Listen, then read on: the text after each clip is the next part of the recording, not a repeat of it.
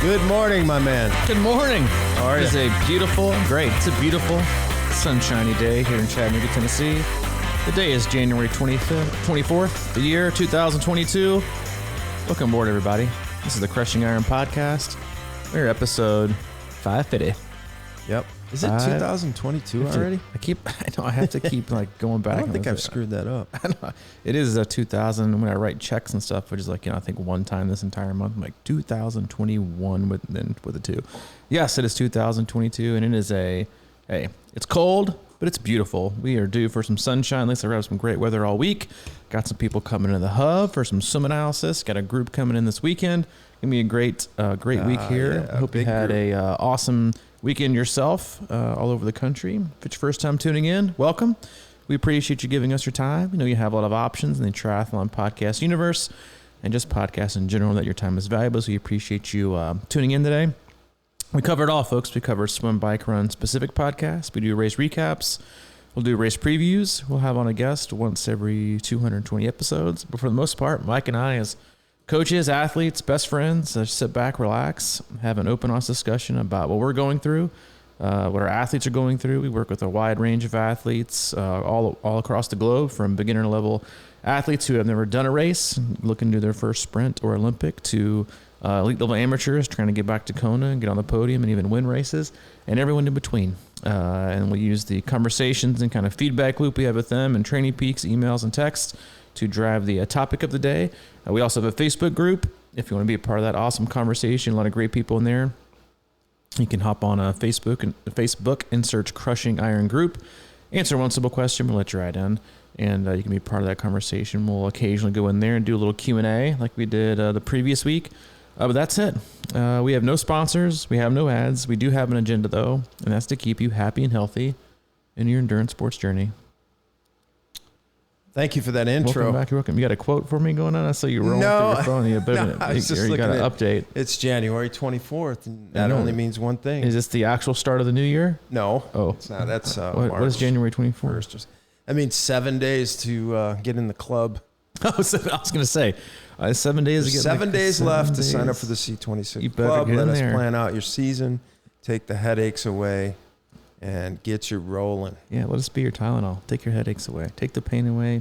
We'll do it for you. We'll make the decisions. Yeah. I watched a lot of football this weekend. All of it. And I have never watched football, or never watched football. Listen, I was going to ask if you watched a lick of it, because you're usually, I'm not watching football, but I watched a whole lot of it, and it was awesome. Besides the outstanding football and the fact the Titans lost, was a very, very unfortunate conversation I had with Hayden, where after the Bucs lost, he looked over at me and he said, I feel sorry for Brady. He looks disappointed. He looks disappointed. And I said, well, he is disappointed. He said, and this is where I know I generally feel like I'm a pretty solid parent and a great dad, but he looked over at me. He was real tired. He didn't nap at all yesterday, with these like real sad eyes. And he goes, I wish Brady could be in our family. I said, what? I said, what do you, I said, why? And he said, so I could, cause he's sad, and in that way we could talk to him and he wouldn't be sad. And I said, listen, buddy, I said, Brady isn't invited to be in our family. As a lifelong Dolphins fan, who Brady has caused tremendous amounts of pain, along with our upper management for the last 20 years, I was like, I don't feel sorry for him at all. Yes, he's disappointed, but you need to get your life together. But it's just funny, like how much he's watching, how much he's picked up on. I mean, you heard him talking about Brady the other day, last Wednesday. He's talking about how his accuracy, and he calls himself also a Carolina Panthers fan because he likes Panthers. No other reason.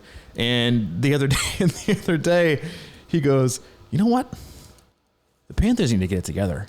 He said, because he knows they're not in the playoffs, because he keep asking, like, no, it's playoffs. Only, he said, they're not very good. They didn't make this season part of the season. I said, he said, you know who they need?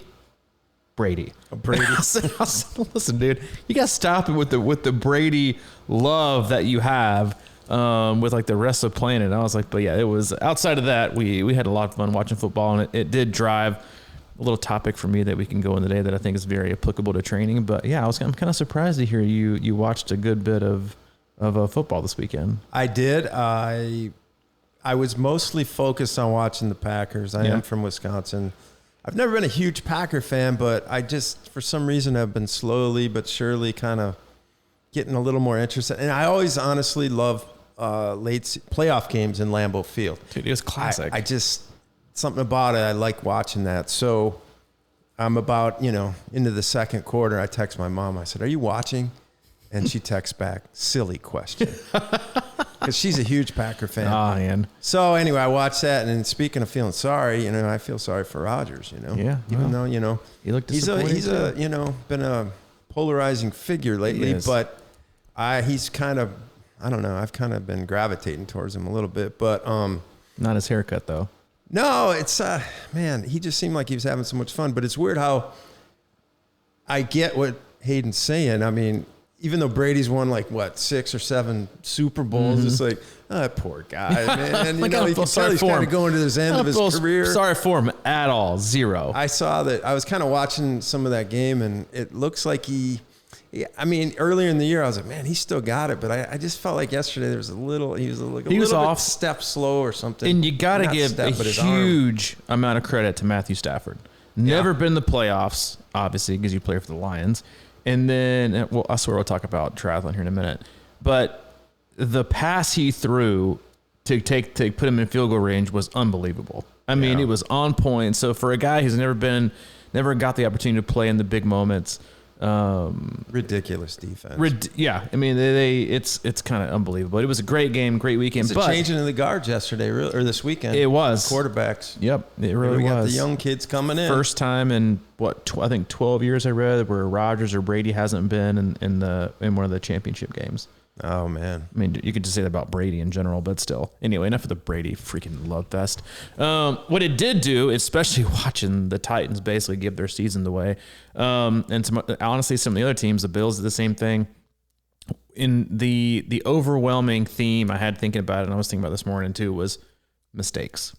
Because one of the biggest compliments that I try to give, and I don't give out a lot, because I think compliments, people give them out way too much, and I try to give out frequently, is I'm proud of your smart decision making, or you made very smart decisions this weekend, or I'm proud of your overall maturity, or I think there was a session, I think 2 weeks ago, where a guy skipped his Tuesday session, and I said, I think this is probably going to be your best session of the week. Because he kind of felt like he was lagging on sleep. He wasn't feeling very good. And I said, and he skipped it instead of pushing through. And I said, I think that might be the best workout of the week because it might allow you to have a great rest of the week.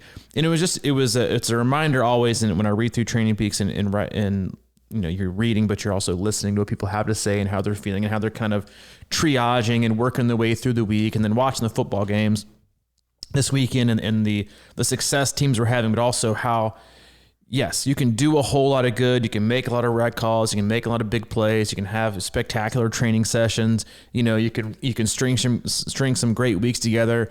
But honestly, the most impactful thing that happened for most people are the mistakes. The mistakes, it's like, and you kind of hear the same in the same breath, like when you talk to like the best coaches in the world, they barely remember their biggest wins. They always remember their biggest defeats, right? They always remember what happened, play by play, like every inch, every play call, every whatever. They always remember the defeats. And I think that's very, very much how training is for a lot of people, that you can be successful for days, weeks. You can start to stack months together. But the minute you kind of, all right, I've been on a good roll, and you take what you've done, not for granted, but you put too much pressure on keeping it together, and you start to make mistakes with the training, maybe not sleeping as much, maybe you kind of let your diet slide, maybe you're not feeling as well, maybe you go a little bit too hard into workout, and you start to do things that are erratic and just aren't true to who you are as an athlete, then mistakes happen. And those mistakes usually can have a greater impact than the few good things that you do, because it sets you back tremendously in your training. And I saw the same thing this weekend watching the football games. Mm-hmm. And I swear we really didn't talk about any of this before the podcast. Never do. And my email this morning out to my athletes was basically about a big mistake I made this weekend. Oh boy, did you go jump for an 18-miler? No, I didn't do that. I mean, it was incredible, really, because honestly, last week I was pretty much on fire. I kind of changed my diet and and it was really going well. And I was working out. Last week was probably my best training week since Ironman Chattanooga. Oh. But it wasn't spectacular by any means. It was just sort of like I was getting in the game a little bit. And I felt awesome. And I had this energy. I was getting up early. It was weird. Did you ride Saturday? Yeah. Yeah, I could tell. Okay. That was the beginning of my mistake. Mistakes. Okay. But anyway, so I was energized. I was waking up at like 6:30. I was eating like my diet really. Really, and I had a new philosophy on podcast listening at night, and I was hitting the sleep button so it would go off and then it'd be over instead of finding another one, because I lay in bed sometimes with my head churning, whatever. And anyway, I was sleeping pretty good, and I was waking up early, and I was getting a lot done, and I was catching up with the club and the athletes and doing all the kinds of really good stuff. And then I worked out a lot, and then Saturday I went too hard, I think, a little bit. I did a big gear workout that went a little bit beyond where I think I was physically, but I felt pretty good. And I did a little run off the bike, and I was like, all right, well, then I put off pizza because it was a natural instinct. Oh, yeah, go for it. After that, just go for it. I had a really good meal. I just went solid all night and slept pretty decent Saturday night, and then woke up. Then I kind of took a little nap. Then I was like, all right, I got to go out for a run. And within, the first 10 minutes sucked. Yep. I hated it. And I was like, I don't have it today. And I'm like, well, you know how that goes. Yep. 2 miles, 3 miles. Yep. Never came. I'm 20 minutes in. I should have turned around, because I knew I felt it. I'm like, I pushed it. I didn't go that far, but I went out 30 minutes, and then I'm like, well, I'm 30 minutes away. I might as well run it back. So I ended up going an hour. I probably should have went 30 minutes, but I had an hour on the schedule. I'm like, I'm just going to plow through it. And there was a terrible run. I got back home. First thing I did? Pizza. Ordered pizza. I resisted it all week. And then I had a pizza. I bought a cookie at the pizza joint, and I had a Coke for dinner last night because it was an afternoon run. It just, it's like, you know what they say, 2 wrongs don't make a right. I know. But I'm just saying, that's just such a good sign for me, right? Because all week I was like, pizza. No, I'm going to go into this. It's a good reminder. I think when you... But then it is. It sends you over the edge, and you make... you're off balance when that shit starts happening. Yep, there's all... And that, listen, I think that's one of the most underrated aspects of not just training, but life, is really, really knowing who you are and knowing your tendencies when things tend to go wrong. Because listen, like, I think we put way too much, not effort, but way too much of an obsession on getting some of some specific details right, when some of the biggest things you can do and to be successful and keep your training on rhythm and consistent and appropriate, right, is I think a good word I could use for your overexertion, maybe on the Saturday, or not just Saturday, but maybe it's probably a combination, right? Saturday and then Sunday, it led you to make a bad decision. You were having a great week. It's always like, I'm making the great week, connecting all the pieces together, is to know the things that you can and can't do to lead you towards making those kind of pizza-esque decisions, right? The Coke, the cookies, because if we all know like our certain, you can call them whatever you want. You can call them triathlon triggers if you want to. And it's like, all right, I know if I can just stay away from that, right? Then maybe I can just get a draw and not make, because I know I'm going to make a mistake if I go that route, but then use that mistake, it ends up being another mistake. Because then you might, the run you went on probably made you feel not that great. And then what happened was you didn't feel that great. So what do? We always go for the opposite end of the spectrum, right? Instead of eating regularly the night before, you're like, pizza, Coke, cookies, right? Like that's going to, drown me in my sorrows of my mistake. And I'd have to imagine that you probably feel not as ideal today when you got going versus had you been, you know what? I'm going to take a nap. I'm going to, eat some good fuel and maybe rebound, see what I feel like tomorrow. So we kind of layer on, and that's very, very common, I think, again, with people and with athletes, is that you tend to, it's kind of like a magnet, right? It's like one mistake is attracted to the next mistake, right? Or one success is attracted to another success. It's all about momentum. It's about in keeping things, fluid. And the more mistakes you make, the more likely you are to make mistakes. The more great decisions you have, the more likely you are to make great decisions. And that's been something that I've been really trying to to focus on in my own training the last 2 weeks is it hasn't been about being perfect, right? It hasn't been about getting every session in.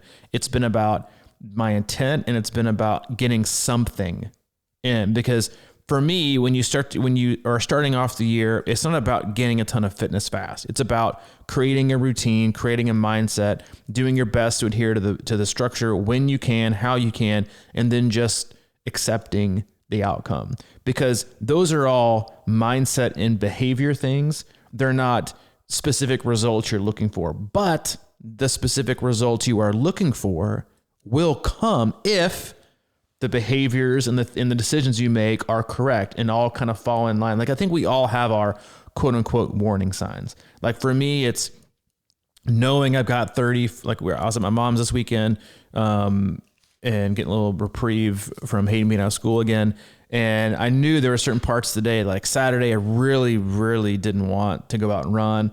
I had to drive home, but I knew I had like 30, 40 minutes, and I had been successful all week long. I had made it 5 days. I'd gotten something in every day. It wasn't perfect, but I got something in every day. And I was like, if you do this, you're probably not going to do it tomorrow, because it's the weekend, and be like, you know what? I didn't do it yesterday. So just wake up. But instead, could have put on my run gear on, went out, got my run in yesterday, made it in here and got my ride in. There's no way I would have ridden if I hadn't have run the previous day. And because it was about good decision making. And I think we all as athletes been doing it. Even if you're a new athlete, most of it is a life thing. Like we know how we are with certain things. If you're more structured, you're more specific, you're more disciplined in your life in general, you're going to be more disciplined in things you do in other areas. When you're when you're not disciplined, then it all bleeds through. Like I don't know a single person who is very, very, very, very disciplined in training and just insanely irresponsible and undisciplined in their life, right? It goes both ways. And so I think that's just something that the behaviors and things that we ignore sometimes can really honestly lead to us being more successful or less successful in training because of what it, like you said, you went from, a great groove and making great choices to one bad choice usually leads to another bad choice. And that's just kind of one of those things where, listen, honestly, it's the best time of year to kind of maybe dig through and comb through the specific things that set yourself up for success. And it's really overall, it's just mindfulness, right? Like, I think that's a word that is not overused, maybe not even used enough right now, is just being present and mindful of what you're doing and how you're acting and who you're being, right? Because it affects everything, right? We're so concerned with what's going on around us or what's going to happen next or the unknown or this or what we didn't do. It's like, there's a whole lack of mindfulness, I think, that especially in training, that this time of year when races are far away and you shouldn't be expecting like some gigantic fitness bump in January, is to be mindful of where am I in my training? What am I trying to accomplish? I'm not trying to, put in 18-hour weeks. I'm trying to just get ready so I can be ready when it's time to train. And during that phase, when the demand isn't so high, it's a perfect time to establish good routines, better behaviors, maybe set boundaries, learn how to say no to things, and then also understand, all right, I made a mistake, which is, I think, what Training Peaks is for, right? A lot of people use it as like a 19-paragraph diary about metrics and data or how many poops their dog went on their run today. But to me, it's to recognize and to see what led to what mistake, or what led to what day off, or what led to you feeling over fatigued, right? Because then you go back and you're right. All right. Did I eat well? Did I sleep like crap? What led me to this? That way we can maybe not, head that direction or hit that dead end in the next few weeks.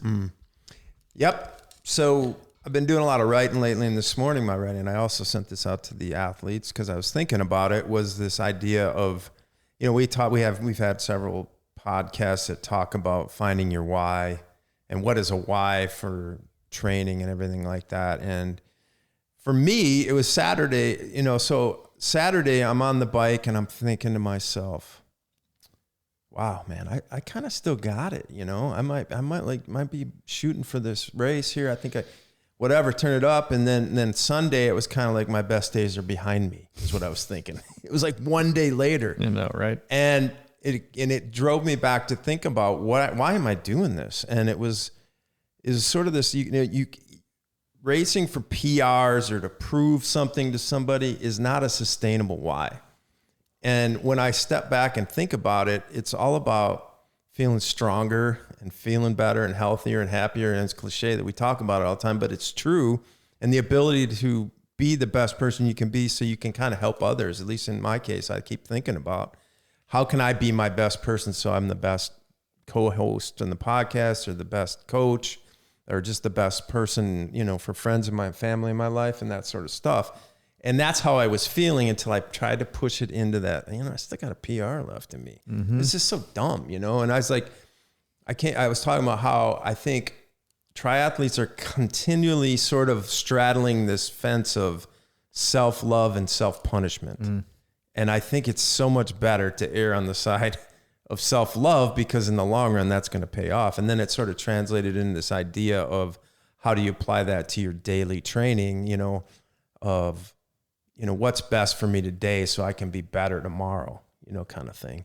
And that's just really sort of hit home this weekend. It's amazing that, you can train for so long and kind of go through these ups and downs and not realize it. But, it's really that concept of being undertrained is better than being overtrained for a race. But I think that kind of holds true for day-to-day training as well. It's better to be undertrained going into tomorrow than it is overtrained. Yeah, it's always better to be undertrained than overtrained because you're digging a hole you don't know how long it's going to take to get out of. Right. And I think when you look back at training, I think a lot of athletes go into training or to training blocks or even race with the wrong mindset is to, be forceful, right?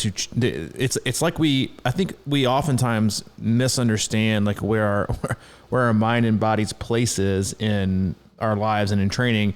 We don't choose how we feel, right? We can do things to, maximize our ability to feel better, right? So example, like I would say in the last 2 weeks, the best workout I've had, bar none, period, was the ride I had yesterday. I didn't choose to have that ride yesterday. To feel that great. Okay. I didn't know I was going to feel that great, or I did know, but I didn't have a great ride because I chose to have a great ride.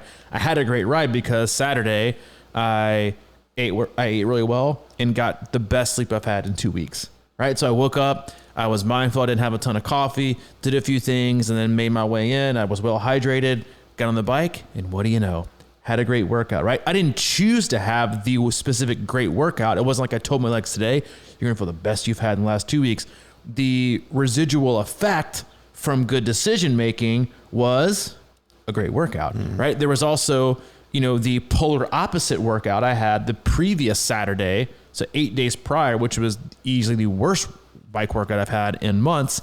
And I didn't choose to have a great workout. I really wanted to have a great one that day, but I didn't sleep very good, had too much coffee the night before, and didn't feel properly. What did I get?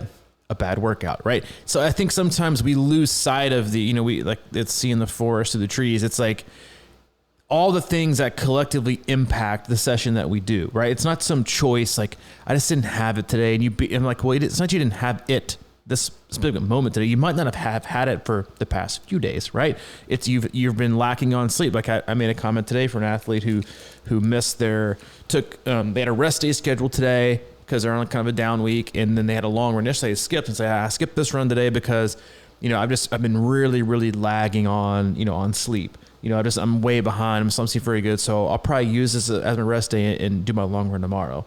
And my comment was, no, take today off and take tomorrow off. Like, catch up on sleep, right? It's like it's like watching someone, be submerged underwater, and right before they're about to break the surface and catch the air, your mistake to come back earlier is like shoving them right back down again. Like right before you're about to get breath, right before you're about to get oxygen again, right before you're about to feel relieved and the pressure's gone and you're good to go and you're ready to roll, you get popped right back down again, right? And those are the choices that we so often make. And this is just, I think, a chronic thing that we do in our lives because we feel like we have to go all the time in order to keep up with whatever it is, right? And it's one of those, like, I love what you said about, kind of reframing the life that you want to have with training and your relationship with it and what your goals currently are. because what I believe, and I don't always have this way with myself, but what I believe for you as an athlete is if you could probably get to the point where you adopt that on a daily basis, where I'm just trying to be consistent with I just want to do it for my health, for my, to be a good example, to, to live well, do these things, that your PR will probably come, right? Because it's the reason behind it. It's not the reason to go for a PR. It's the other things that make sense, that feel good, that are positive, versus going for one specific time that's really driven by our ego, right? It's not driven by self, that we're trying to love and take care of it and just nurture.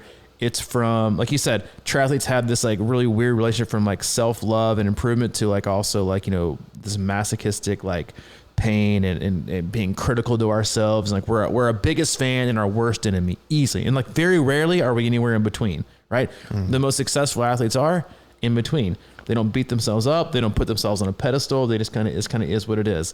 And I think and I honestly think that's kind of been one of the benefits I've had in myself the last 2 weeks when it comes to my own training and being more consistent, taking time for myself, is that I've also kind of had that similar, sure, at 41, do I still think I've got Ironman and 7.3 PRs in me? 100%. But that's the farthest thing from my mind at the moment. Does it creep in every workout? Yeah, it does. Yeah. But is it the reason I get on the bike or put my shoes on and run or go hop in the pool? No. My main goals currently are to maintain a good level of health, take care of my body, take time and space for myself to step away from life, right? So from work and emails and distractions and the constant, life, stress megaphone that is the cell phone we have in our hand. And then also to eventually be in a good enough place where Hayden can watch me race. The last race he was at to see me do anything athletically was 3 years ago, Chattanooga, St. Louis, but he barely remembers any of it. Mm-hmm. And those are the kind of things that kind of get my juices flowing now. It's nothing about me. It's about the experience to have with him and set a good example for Hayden. But what it's also leading to is hopefully me being consistent enough and getting to a positive place enough to where those other things that I want for myself too, from the ego part of us that's competitive and like doesn't think that we're done yet, then I'm also more likely for those to happen. But if I continually wake up and all I want to do is beat yesterday and beat Jimmy Doe down the street because, he's my arch nemesis when he probably doesn't even know my name, right? Or, to beat these times, because I'm going to look it up and, this guy was fourth on my age group last year. I'm going to beat him. He has literally no idea that you're alive. But you're focused and fixated on these times and in these events. And I'm going to shut up in a second, but there was a very important comment I think I made to an athlete that's training for Ironman Texas. And they were asking if they thought they were behind and I thought they were, going to make it. And, if they were holding themselves back too much, and I said, listen, this is the best training groove you've been in months. This is the healthiest you've been in months. And I said, could we have done more in September and October, November, December? 100%, but we didn't. And largely because you couldn't, right? For some reason you couldn't, right? And I think that's an important thing for everyone to accept is for some reason you couldn't. A lot of times it's you wouldn't, but it's also because you just couldn't. You didn't have it in you. The stress was too high. And I said, so you didn't. Now you're in a place where you're putting the best weeks of the past year together. All I can tell you is that if you continue on this path and continue with this level of consistency, you're going to be the healthiest and fittest you've ever been in your life in the last few years. And I think that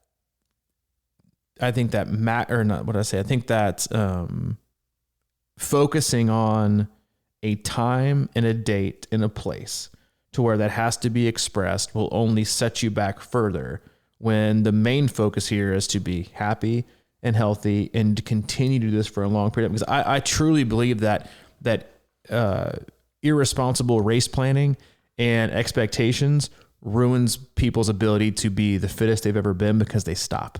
They quit. They cut it short because they don't think they can make it to the finish line. So they don't even make it past, point 2. They don't even put their shoes on. And that ruins people's momentum because all we tend to focus on as athletes, like our journey is over and we get, it's our hobbyist career. It's made up of hopefully 20 years that you get to go out and do endurance sports, and what you'll be after 20 years. Most people think is, I got 48 races. And that's how they live. Race to race to race to race to race. The success, failure, DNF, did not start because I didn't feel like I was ready enough. It's like you're causing such a yo-yo effect in your ability to see what happens long-term because of a race, right? Because for this athlete you signed up for 3 years ago, just keep doing what you're doing. We'll make the decisions later. But the ultimate positive, very much what you said, how you're trying to, how you're looking at things, is the overwhelming positive is that you're getting fitter, you're getting healthier, and you're happier. I don't see the downside in any of this besides some race you signed up for 3 years ago that you might not be technically ready for. Yeah. I talked about this early on in the podcast world, about how even when I did my first Ironman, my whole goal was to feel my best feel my best race morning than I had all year. Just feel the best. And what does that even mean? But if you start thinking about it in terms of like, I just want to feel my best tomorrow or my best the next day or whatever. Some days you're going to push it a little, maybe too far, but like to keep that in mind because, for me, I've done, I don't know, a dozen half Ironman races. And just the idea of, doing one isn't driving me, right? So what is driving me? And how do I get to a place where, like, to me, I feel like if I could just be consistent and not do anything crazy, over the next 4 months or whatever it is, I'd be fine out there, I could have a really decent race, even if I don't even try that hard. But if I just like build my health from where it is, like compared to where I feel right now and after yesterday, it's so important to me to do things that layer on top of each other in a good way, not just always like, wait, why did I do that? Or what, waking up sore or things like that. It just doesn't even appeal even in the least, it's like, and we all have like, and then because there's all these guys, like Goggins, it's always telling you to, just go crush it and stay hard and go hammer. But like what we're not seeing is how he's treating everything before that or whatever. And this guy's his lifestyle, right? And he's very clean and does everything and he's just used to it. But like for us to get up and, really, I think we have a tendency to get into that mindset for a random day, mm-hmm. and then I can just break the chain of how it could be successful in the long run. So I don't know, man, for what's going on right now, it's just so much more important just to like enjoy the day. I had this whole thing going where I was like waking up early and I'm like, wow, this is really good. This is kind of cool. And I have this thing where if I wake up early, I'm going to lay here. And if I fall back asleep, it was meant to be. And it wasn't. I kept getting up and I would be writing in the morning and catching up on Training Peaks. And then suddenly I felt like I had some new juice pumping and I pushed it over the edge. And now I feel like I'm not quite back to square one, but certainly, back to square three. But one of the things you said stuck with me, and I'll give another hate analogy in a minute, but is that the ceilings, and the height that we're trying to reach so often is usually ends up being something that we never even jump for. Right. Like athletes put races on their calendar that may be poor timing, but they just do it anyway. Or there might be biting up more than they can chew, or they might be setting up a time standard that they're way far off from, or things don't fit in their life. And I'm not sitting here telling you not to make big goals because you should, but what it also leads to is that people just stop jumping to try to reach them, right? Because it becomes so far away. You think you can't make it after a certain number of time. You're like, I'm not even gonna, what's the point? What's the point of me even doing? I can't get there, so I'll do nothing. Right? It's like, it has to be something attainable. Like Hayden had these like sticky darts. He'd get a little stool out this weekend. He'd place them at the highest part that he could reach on the window, but not out of reach, to where he had to try really, really, really hard to get them, but not so far that he like, what's the point in like jumping? And I was like, it was a call, but just things should be attainable, right? Because it keeps you, like I said, keeps you in the ballpark of thinking, even if you can't reach it, or maybe you'll reach it and go over, it's the feeling that things are, again, appropriately challenging, are within your wheelhouse, are things that you can accomplish. Like those are like setting ridiculous goals that you think are just going to make you get out of bed, might make you get out of bed for a week. And then when the negative thoughts start to creep in, or inconsistency starts to happen, or life's obstacles or sickness or whatever it is starts to rear its ugly head, and your focus on, and the pressure you put on yourself to basically be perfect in order to get there, right? Mm-hmm. And also not be perfect, but for life to be perfect and the day to go perfect. Once glimmers of that start to kind of come through and you're like, it might not go perfect. Well, then where's your motivation? When are you getting up for it? Because what you set out for this year was to do this, this, this. Well, what happens when that's gone? Like, who's going to get up the next day? What do you have to get for? There's got to be things in your training and in your daily ritual and routine, whatever you want to call it, that sets you up to be somewhere where you can be very, very, very, very successful. And most people way overreach when it comes to being successful. It's not about overdoing. It's about doing enough, right? It's about, like we always say, it's about minimal effective dose, not over scheduling, yourself, not by consuming too much, not by going too hard, not by going too long, because all those lead to is again, too much. And that's just one of those things where we have to continuously be more mindful as, life gets even more hectic and more stressful, that you have to be able to manage that on your own. If you're an athlete that can't manage that kind of stress and can't see that in yourself and see kind of your signs of being run down, or when I should take it when I should get really, really, really easy, or maybe when I have the freedom, maybe push it a little bit, but not too much. You have to have that ability. You can't assume that that decision will be made for you. And that is something, because that is the greatest practice in training that you will need to put into, practice and execute on race day, is monitoring your feelings and your effort and your perceived exertion, whatever you want to call it, and just generally how you feel that day, and to use it for good, not to, override the system because my legs feel like crap, but I'm supposed to hold 230 watts. I better hold 230. And then all of a sudden you're holding 180 barely, because you're slowly pedaling your way to the bike finish line because you smoked yourself in the first half, instead of dealing with what the day gave you, listening to your body, playing. It's like so many people fold their hands and don't just play it out. Like, you just go and learn how to, play with the cards you're dealt, and try to win as best you can with each time, because you literally never, ever know. Like, if you ever watch like the World Series of Poker, yes, you got to win with some great hands, but the great hands are won because of how they played the previous 20 hands, right? When they bluffed, when they didn't, when they folded, when they didn't, when they raised, when they didn't, you're going to do certain things with good, when they folded, when they bluffed, like all these things end up to make, like, it's not just, you were dealt, all aces every single hand. It's, you got to just make the best decisions, know when to fold them and know when to hold them. I mean, that's just kind of how you should really approach every single training day, is that in that kind of simplistic way, but we overthink it. We let our expectations and our ego filter through to make us make, like you had on Sunday, unfortunately, a bad decision. Right. And then what that does is you kind of feel like, all right, I made a special. How am I going to get it back? And you do something the other way. Like, I'm going to go overtime tomorrow to make up for my bad run. Right. Or you go the other end and you're like, well, I mean, listen, there's nothing wrong with pizza, Coke, and a cookie, but it's kind of like your cherry on top of the bad decision. It was like, you know what? Fucked it up today. Let's just kind of, continue the F up, and I'll start back over tomorrow. Mm-hmm. And it's always remarkable, right? Like you said, I think you said you had a bad ride 1 week ago, and then this week you had the best ride. How does that happen, right? I mean, I think that's one thing that we, prisoner of the moment for sure. Like I am right now, because I sit here right now with sore legs.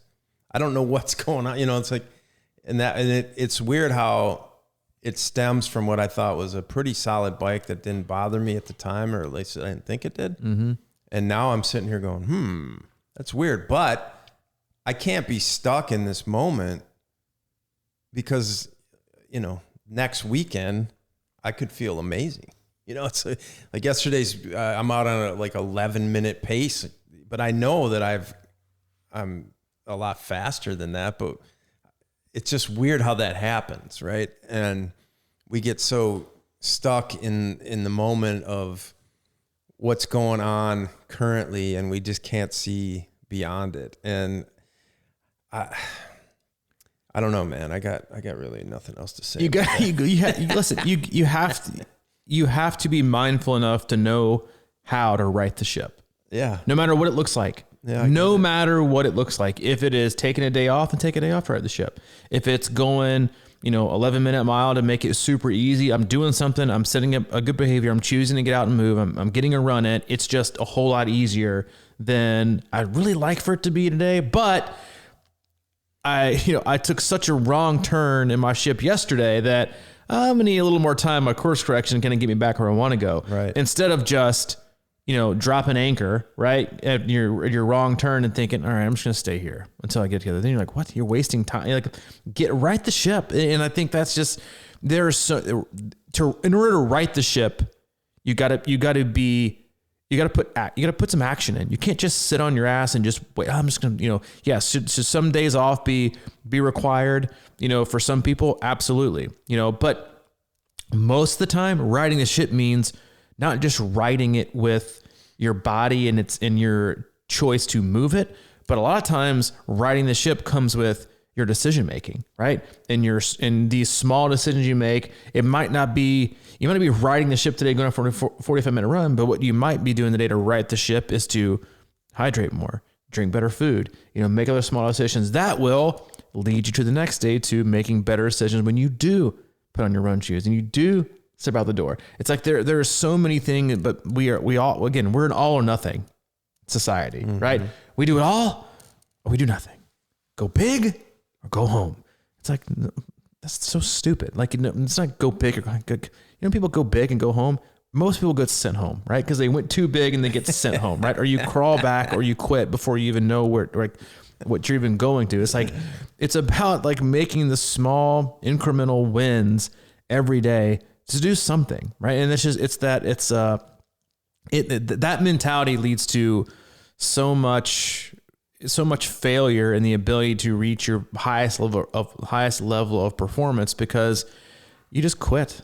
You quit 19 times a year. You quit 35 times a year, right? You quit 14 weeks out of the 50 plus that we're given each year because it couldn't be perfect, right? Or we couldn't get it all in, or it was perfect till Thursday and the wheels fell off. And so I couldn't do anything the rest of the week just because.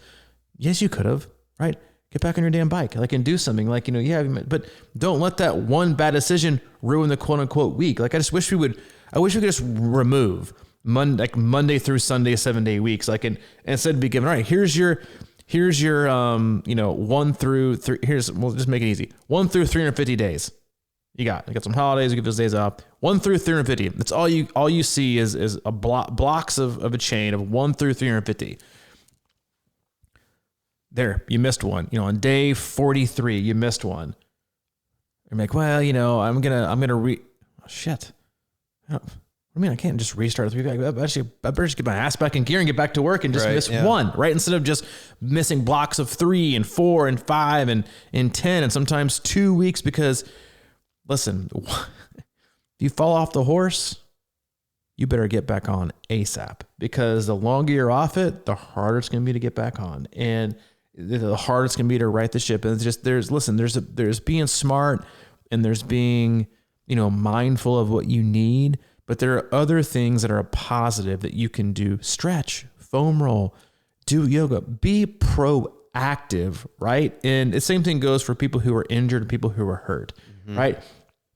If you're injured, you're probably at a point where you can't do anything to get better, right? Being hurt usually means I can still do things, but I'm doing things proactively to get better. You should always be recovering, right? To get yourself back to where you want to be, not just sitting and using that as an excuse to do nothing, right? You have to be, it's just about being proactive and making good decisions and understanding where that is. And then I think the longer you're in this game and then the older you get, unfortunately, and like the wiser we all become, like we know what we need and when we need it, to recharge us, to get back to a place where we can really, really go forward. It's not a day off or a week off or, a weekend off with buddies to self-loathe and regress. It's to get back and recharge so I can hit it even better, right? Because I saw myself fading. I saw myself getting, I need to get realigned. It's something I hear a lot of times with some of the more mindful athletes that we work with is I just needed this weekend to kind of realign with the things that are important to me. I was getting too far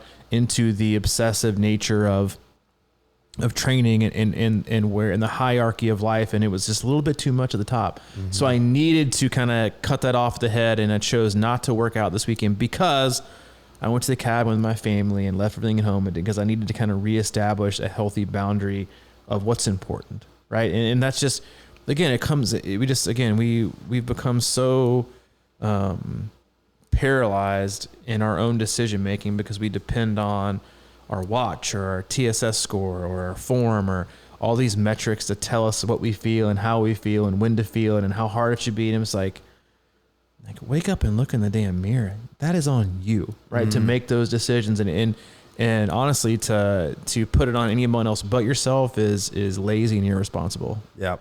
And I feel like I'm so much better at imparting that information as a coach than I am as a a person listening to myself. As an athlete. And it's sort of like every time we come in on Monday and Thursday or whatever days we do the podcast, I feel like these are our sort of counseling sessions with each other and coaching sessions between each other because we need to hear it and we need to let it out and we need to try to understand it.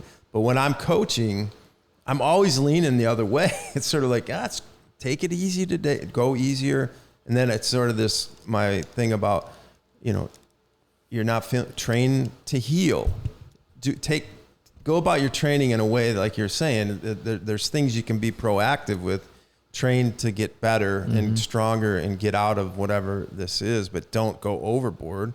Do it in a way that feels good, that makes you feel good, and and slowly come back alive, realign, whatever you want to call it. And if you've got a bad ankle, running hard isn't what I'm talking about. It's like, it's not going to fix it if you're going to, make it go through much more pain. So there's other things to do. And I love when, whenever you analyze a saying like go big or go home or work hard, play hard. Yeah.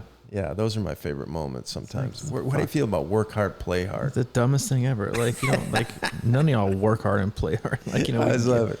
Work hard, play hard. It's like, I never sleep. I just party all night. And then I work really hard. I'm like, no, you don't. Like, answer emails at 3 a.m. It sounds like hell. It really does. When people say that phrase, it gives me stress.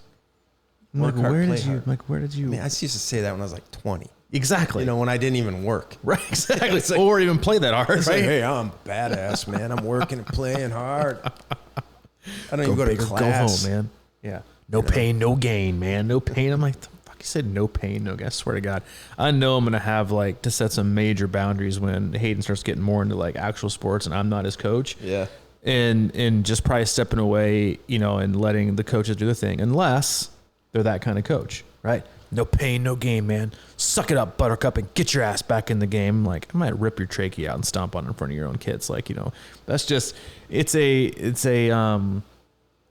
one of those things where people say that and then I'm like, but do you really do that? Because you probably don't, right? It's because you can't work hard and play hard because you'd be done. Well, right? So you do it for one day exactly. I did. I worked hard and played hard for one day on Saturday, and now I'm crying on a podcast. And then you sleep through the next 4 days. It really is kind of unreal.